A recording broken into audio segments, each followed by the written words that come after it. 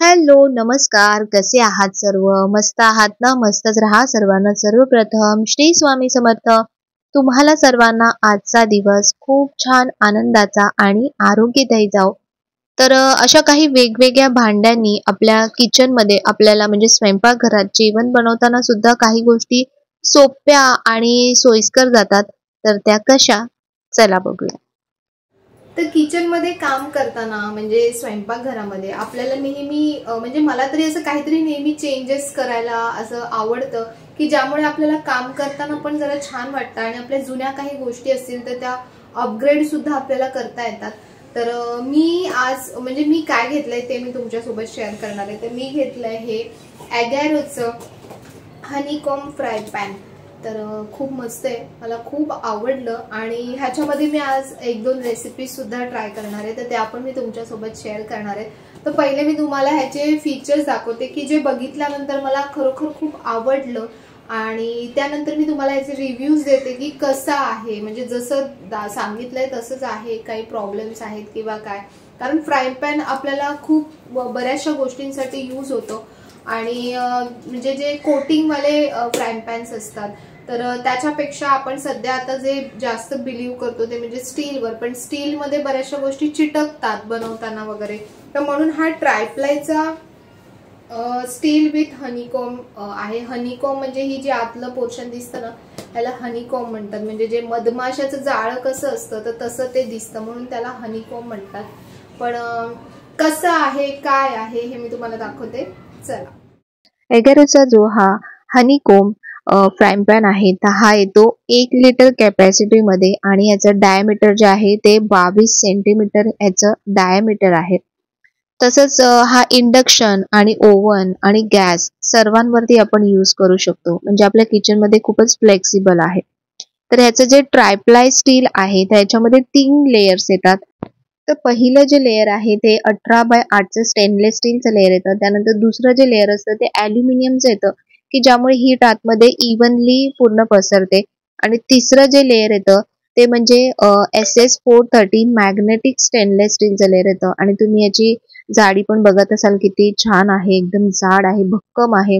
तसं त्याला हँडल जे दिलंय त्याच्यामुळे छान स्टडीनेस राहतं, ड्युरेबिलिटी राहते आणि ग्रिप पण चांगली येते. एकदम इझी टू क्लीन आहे, PFF फ्री आहे, 2 वर्षाची याला वॉरंटी दिलेली आहे. आणि याच्यामध्ये आपण खूप साऱ्या मस्त मस्त रेसिपीज ट्राय करू शकतो, जसं aloo tikki, French toast, fried egg, omelette, pancakes, तसंच फिश फ्राय. तर मी तुम्हाला आता दाखवणार आहे की मी आज याच्यामध्ये म्हणजे काय काय रेसिपीज मी ट्राय केल्यात. त्याला वॉश करणं एकदम इझी आहे. एकदम म्हणजे थोडंसं गरम पाणी आणि सॉफ्ट जे साबण असतात ना तर त्याने लिक्विड शक्यतो तुम्ही यूज करा, लिक्विड सोप, आणि त्याने वॉश करा. आणि त्यानंतर वॉश केल्यानंतर लगेचच छान ड्राय करायचे आणि क्लीन करायचे. तर चला, आज मी पहिले याच्यावरती ट्राय करते ते म्हणजे की रेग्युलरली आमच्या घरी ही गोष्ट होते ती म्हणजे बेसन पोळा. कारण नेहमी आपल्याला काही ना काही असं म्हणजे बाहेरचं खाण्याची किंवा अशी क्रेविंग मुलांना सुद्धा होत असते की तळणीचं काहीतरी खायचं, भजी वगैरे. पण भजी खूप डीप फ्राय असतात आणि त्याच्यामुळे तेलाचं तर म्हणजे तेल तर जास्त वापरलं जातच, पण त्यासोबत आपल्या हेल्थसाठी सुद्धा ते कुठेतरी चांगलं नाहीये. तर म्हणून मग मी कधीतरी, आणि असं नाही की रेग्युलर, म्हणजे आठवड्यातून 1दा किंवा 2दा अशा प्रकारे बेसन पोळा आमच्याकडे होतोच. तर आणि घरचं जर असेल ना, आपण बघा प्रॉपर चांगलं तेल वापरतो, सगळ्या गोष्टी प्रमाणात वापरतो, तर त्याच्यामुळे ते तेवढं हानिकारक नसतं.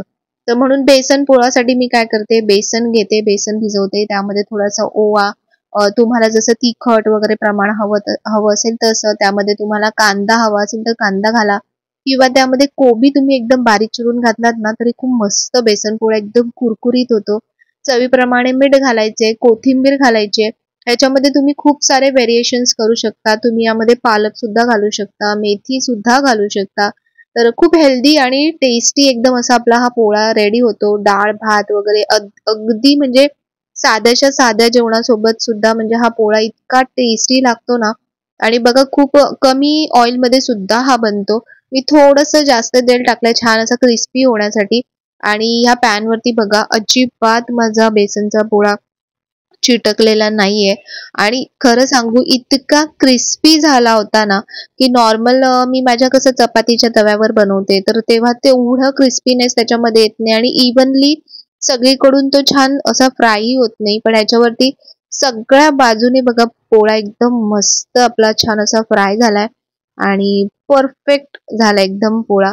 तर तळलेल्या पदार्थांना शॉर्टकट म्हणून हा आमच्याकडे बेसन पोळा जे असतोच वरचेवर आणि भारी लागतो. तुम्ही पण नक्की ट्राय करा. तर बघा पॅन मधून बघा पोळा किती इझिली बाहेर निघतोय आणि पोळ्याचा शेप सुद्धा एकदम परफेक्ट आलाय आणि त्यांची जी क्रंचीनेस आहे, क्रिस्पीनेस आहे ते पण खूप एकदम छान झालेलं आहे. नेक्स्ट मी गोष्ट दाखवते ती म्हणजे की भाजी. अशा प्रकारच्या ज्या हिरव्या भाज्या असतात त्या नॉर्मली मी माझा जो बिडाचा तवा आहे ना काळ्या रंगाचा तर त्याच्यावरती बनवते. पण सगळ्यात म्हणजे डेंजर जी गोष्ट असते ती म्हणजे की ही भेंडीची भाजी. कारण ती तव्याला वारंवार चिटकते पूर्ण आणि त्याच्यामधून जे म्हणजे जे चिकट पदार्थ जो बाहेर निघतो तर त्यामुळे आणखीन जास्त चिकट होते. पण तुम्ही ते बघत असाल की भाजी अजिबात तव्याला चिकटलेली नाही आणि छान मोकळी मोकळी झाली होती. तर त्यानंतर मी याच्यावर ट्राय केलं ती म्हणजे की स्पेशल अशी पनीरची भाजी ट्राय केली. बघा मी भरपूर वेगवेगळे पदार्थ ट्राय केले. पहिले बेसन पोळा, त्यानंतर सुकी भाजी, त्यानंतर आता थोडीशी ग्रेव्हीची भाजी आता मी बनवते. तर हे जे नॉर्मलच वाटण आहे जे कांदा, खोबरं, लसूण, अद्रक, कोथिंबीर असं करून आपण जे वाटून घेतो ना ते हे वाटण आहे. तर ह्याच्यामध्ये दाखवता दाखवता मी थोडीशी ही रेसिपी पण तुमच्यासोबत शेअर करते. खूप मस्त टेस्टी एकदम म्हणजे हॉटेलपेक्षा सुद्धा भारी अशी ही भाजी झाली होती. तुम्ही नक्की ट्राय करा ही भाजी. हे एकदम जे रेग्युलर बनवतो ना तेच वाटण आहे म्हणून मी काही वाटण दाखवलं नाही तुम्हाला. त्यानंतर ह्यामध्ये जे आपले घरचेच मसाले म्हणजे हळद, गरम मसाला, त्यानंतर तिखट. तर तिखट ऑप्शनल आहे. जर तुम्हाला ही भाजी अशी ग्रीन कलर मध्येच ठेवायची असेल तर तुम्ही याच्यामध्ये मिरचीचा वापर करू शकता. तर त्यानंतर मी ही जी पुदिनाची पेस्ट बनवली होती तर ती पेस्ट याच्यामध्ये ऍड केली. पुदिनाची पेस्ट कशी बनवली होती, वाटण कसं बनवलं होतं तर याचे व्हिडिओ आहेत ऑलरेडी चॅनलवरती. या व्हिडिओच्या कमेंटमध्ये किंवा डिस्क्रिप्शनमध्ये सुद्धा मी त्या व्हिडिओची लिंक देईन म्हणजे तुम्ही तिथून बघू शकता. तर बघा आता पुदिनाची पेस्ट घातली होती त्यामुळे आपलं जी ग्रेव्ही आहे ती मस्त अशी हिरवी हिरवी छान कलर येतोय त्याला ग्रेव्हीला. त्यानंतर याच्यामध्ये आता हे जिरं आणि धने जिरेची जी पावडर असते ती टाकली. त्यानंतर मी मिरची नव्हती घातली यामध्ये तर म्हणून मी तिखट मसाला घालते. तुम्ही मिरची घाला, मिरचीने आणखीन खूप छान टेस्ट येते. त्यानंतर आता हे जे वाटण आहे ते पूर्ण असं म्हणजे हळूहळू एक एक स्टेप बाय स्टेप आपण हे छान भाजायचंय. फक्त मला तुम्हाला इथे एक गोष्ट नोट करायची की बघा पॅनला वाटण अजिबात चिकटत नाहीये आणि खूप छान प्रकारे भाजलं जात आहे. म्हणजे ते नॉर्मली आपण बघा कढईमध्ये किंवा कशामध्ये जेव्हा वाटण असं भाजतो तर बरचसं वाटण खाली चिटकत असतं. तसं ह्याच्यामध्ये चिटकत नाहीये. त्यानंतर ह्यामध्ये मी आता ऍड केलं दही. दह्यामुळे ज्या आपण हॉटेलमध्ये ज्या भाज्या खातो ना अशा पनीरच्या वगैरे तर ते दहीच घालतात. त्याच्यामुळे त्या भाजीला एक वेगळाच अरोमा आणि वेगळीच टेस्ट येते भाजीला. त्याला वेगळं टेक्स्चर सुद्धा येतं. असं क्रीमी टेक्स्चर येतं भाजीला छान. तर बघा आता दही बऱ्यापैकी छान मिक्स झालंय. त्यानंतर आता फायनली मी याच्यामध्ये घालते पनीर. तर पनीर घालताना ना तुम्ही पनीर फ्राय करून जरी घातलं किंवा तंदूर करून तुम्ही पनीर घातलत ना आता आणखीन खूप मस्त टेस्ट येईल भाजीला. तर मी सध्या असंच डायरेक्टच पनीर घातलं यामध्ये आणि पनीर थोडंसं म्हणजे पनीर घातल्यानंतर छान मिक्स करून घ्यायचं व्यवस्थित वाटण. तर जास्त हलवत नाहीये कारण पनीर जेव्हा आपण डायरेक्ट घालतो ना तर ते खूप सॉफ्ट असतं. जेव्हा तुम्ही फ्राय करता ते थोडंसं हार्ड होतं. तर आता यामध्ये मी थोडं गरम पाणी ऍड करते म्हणजे जी आपण ग्रेव्ही जी बनवलीये ती थोडीशी अशी लूज होईल ग्रेव्ही आणि छान आपल्या भाजीला आणखीन छान असं मस्त असं टेक्स्चर येईल. तर अशा भाज्या ना घरी नक्की बनवा. हॉटेलमध्ये एवढीच काय मी तर म्हणेन यापेक्षा अर्धी भाजी आपण जवळजवळ 300-400 रुपयाला ऑर्डर करतो आणि त्यामध्ये बरेच सारे प्रिझर्वेटिव्ह खूप सारे दिवसांपासून जमा करून ठेवलेल्या मसाले वगैरे असं सगळं त्याचा वापर केलेला असतो. तेल सुद्धा कुठलं वापरतात ते आपल्याला माहिती नसतं. तर अशा मस्त चटपटीत रेसिपी जर तुम्ही घरच्या घरी ट्राय केलं ना तर मुलांना सुद्धा खायला खूप मस्त मजा येईल आणि मोठ्यांना सुद्धा. तर बघा आता आपली ग्रेव्ही अशी मस्त झाली. बघा किती छान दिसते ग्रेव्ही, कलर पण खूप मस्त आलाय. तर आता पनीर छान म्हणजे थोडा वेळ आपल्याला आता ही भाजी थोडीशी अशी एक हलकी वाफ त्याला येऊन द्यायची, ज्यामुळे जो मसाला आहे तो पनीरमध्ये छान असा मस्त उतरेल. तर आता 2 मिनिटं झालेले आहेत आणि बघा तुम्ही काय ग्रेव्ही दिसते. तुमच्या तोंडाला पाणी आलं ना? माझ्या पण तोंडाला पाणी आलं. पुन्हा एकदा मी ही रेसिपी नक्की परत बनवणार आहे. तर याच्यामध्ये आता जी कसुरी मेथी तुम्ही मला म्हणाला होतात, की ताई तुम्ही जे मसाले बनवता तर ते आम्हाला दाखवा सुद्धा, की कशाप्रकारे ट्राय करता. तर अशा प्रकारच्या ज्या भाज्या आपण बनवतो ना ग्रेव्हीच्या, तर त्याच्यामध्ये कसुरी मेथी घालायची. त्याने भाजीची चव आणखीन 10 पट छान होते. तर भाजीचं टेक्स्चर बघा किती मस्त आलंय. तर ह्याला आणखीन 4 चान लावण्यासाठी मी यामध्ये घातलेलं आहे फ्रेश क्रीम. तर फ्रेश क्रीम नसेल तरी चालेल, असं काही नाही, ऑप्शनल आहे ते. आणि आता ह्याच्यावर जाणार आहे असा एक मस्त असा तडका. तर याच्यामध्ये मी आता तुपाचा तडका देणार आहे वरून, ज्यामुळे भाजी आणखीन टेस्टी बनते. तर यामध्ये आता जे शुद्ध गाईचं जे तूप आहे तर ते तूप मी घातलंय आणि यामध्ये घालायचंय एकदम बारीक अशी चिरलेली लसूण घालायची याच्यामध्ये. कारण लसूण घातल्यानंतर ना लसूणची एक वेगळीच टेस्ट आणि वेगळाच अरोमा भाजीला येतो. तर बघा आता हा तडका मी यावर घालते आणि 1 मिनिट ना यावर झाकण ठेवायचं. म्हणजे एकदम अशी जी तंदूरचा जो एक फ्लेवर असतो ना तो फ्लेवर भाजीला येतो आणि एकदम भन्नाट अशी भाजी झालेली आहे. खूप मस्त बघा तुम्ही काय टेस्टी दिसते आणि खरंच खूप टेस्टी झाली होती. म्हणजे सगळ्यांनी अक्षरशः चाटून पुसून खाल्ली, इतकी टेस्टी झाली होती. आणि ह्या पॅनमुळे ना मी खरंच सांगते, की आपण जी भांडी वापरतो किचनमध्ये तर त्याच्यामुळे आपल्या भाजी किंवा जे जेवण बनवतो ना त्याला एक वेगळी टेस्ट आणि वेगळाच अरोमा येत असतो. तर पॅनने त्याचं काम मस्त केलेलं आहे. तर भाजी पण एकदम मस्त झालेली आहे. तुम्ही सुद्धा अशी भाजी नक्की ट्राय करा आणि मला नक्की सांगा, की ही रेसिपी तुम्हाला कशी वाटली. या भाजीचं असं ॲज सच असं काही नाव नाहीये, पण आपण ह्याला पनीर पुदिना मसाला असं काहीतरी म्हणू शकतो. पण खायला एकदम मस्त झाली होती. नमस्कार. तर अशा झटपट होणाऱ्या आणि छान लागणाऱ्या, कारण बऱ्याचदा आता हल्ली जो कल आहे ना तो बाहेरचं खाण्याचा जास्त कल आहे. तर त्याच्यामुळे घरीच जर तुम्ही असं छान छान म्हणजे हेल्दी आणि त्याचबरोबर टेस्टी सुद्धा असं जर आपण बनवलं तर मुलं बाहेरचं खाण्याचं म्हणजे आपलाही कधी कधी असं आपल्याला मन होतं चला हे ऑर्डर करू ते ऑर्डर करू, तर त्यापेक्षा असं घरच्या घरी बनवलं. आणि ही जी भांडी मी तुम्हाला दाखवते तर ही खरंच का गरजेची आहेत. तर याच्या आधी सुद्धा मी व्हिडिओ केला होता की आपल्या किचनमध्ये कुठल्या प्रकारची भांडी असणं गरजेचं आहे. आपल्याला माहिती सुद्धा असलं पाहिजे की आपण काय वापरतोय. जे ॲल्युमिनियम टोटली आपण जे वापरतो कुकिंगसाठी तर त्याच्यामध्ये तुम्हाला माहिती आहे की पॉइझन हळूहळू क्रिएट होत असतं आपल्या जेवणामध्ये आणि त्याच्यामुळे आपल्या पोटामध्ये पण ते जात असतं. तर त्याच्यामुळे ॲल्युमिनियम तर आपण पूर्णच कुकिंगसाठी स्टॉप करायचंय. माझ्याकडे छोटे छोटे टोप आहेत ॲल्युमिनियमचे, पण मी ते असं काही बनवण्यासाठी यूज करत नाही. काहीतरी काढून ठेवलं किंवा काय सबसिडरी काय लागलं तर त्याच्यासाठी मी ते वापरते. बाकी जेवढीही माझ्याकडे ॲल्युमिनियमची भांडी होती तर ती सर्व भांडी मी डिस्कार्ड केली. आणि आता हे जे नवीन जे आले ट्रायप्लायची भांडी, म्हणजे ट्रायप्लाय वजनाला जड असतं पण त्याच्यामध्ये 3 लेयर असतात. जसं मी तुम्हाला सांगितलं की आधी स्टेनलेस स्टील असतं, मध्ये ॲल्युमिनियम असतं, कारण ॲल्युमिनियम हीट पटकन प्रोसेस करतं आणि पूर्ण ओव्हरऑल भांडं तापतं.